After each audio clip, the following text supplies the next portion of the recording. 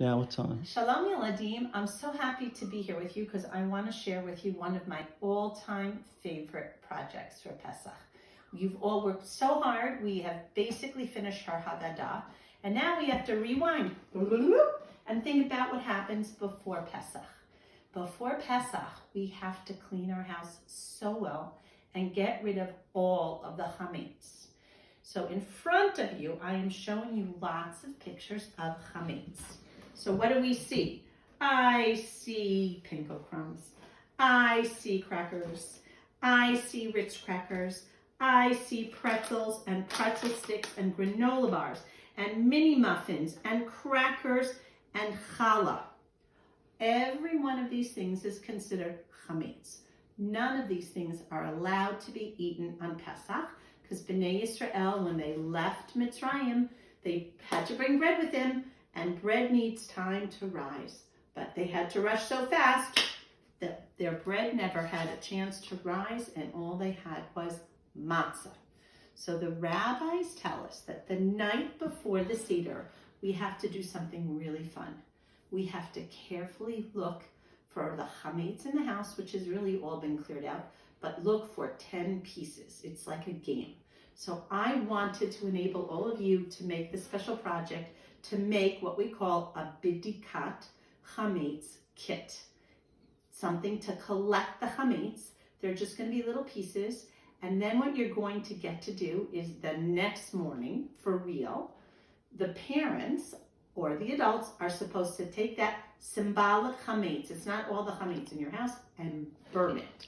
To have no chametz left in your house, the only thing we're going to eat for the 8 days of Pesach is matzah. The things that, well, hopefully your parents got all of the things that you're going to need in order to make our Bidikat Chametz kit. So it's either a small lunch bag. If you don't have a lunch bag, you can use an envelope, a 4-inch by 9-inch envelope. You're also going to need a candle. It can be a little birthday candle. It can be a Hanukkah candle. It can be a Shabbat candle. You're also going to need a spoon. A plastic spoon is fine. Not a good spoon that you need again, something that can be thrown out. And then finally, you're going to need, almost finally, what we use a lot, glue stick, markers or crayons, and scissors. Finally, your parents are, and a feather. I forgot, if you don't have the feather, that will be okay. You can make a feather out of coloring in a full sheet of piece of paper and then cutting it out, or not. Okay, in Israel they don't use a feather, I was just told. But the most important thing you're going to need are the 2 color sheets that your parents will have printed out in advance. So once again, just to review, you're going to need your envelope or your bag. You're going to need some sort of a candle. You're going to need a spoon. You're going to need a feather. And then the art supplies include your scissors, glue stick, markers, and finally, the most important thing, the pictures that your parents will have printed out for you on the computer. What you're going to do is you're going to take the pictures. You can start with taking, every one of these pictures is a kind of chametz, some of which you will see here on my counter, except for this matzah, right? That is matzah as opposed to chametz. You can look at, you'll see pizza and bread and rolls and challah and cookies and cake and gingerbread cookies and crackers and all kinds of cereal and more kind of crackers, okay? The word chametz is written here.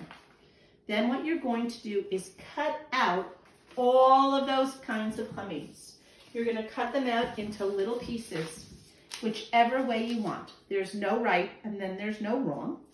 You can cut all the cereals in one piece, in many pieces, and then carefully cut them and glue them onto either your envelope or your bag. Okay, so I'm just going to show you, it's not hard. Glue it on any way you want. You are going to fill the entire page, the entire envelope, or the entire bag until you're done.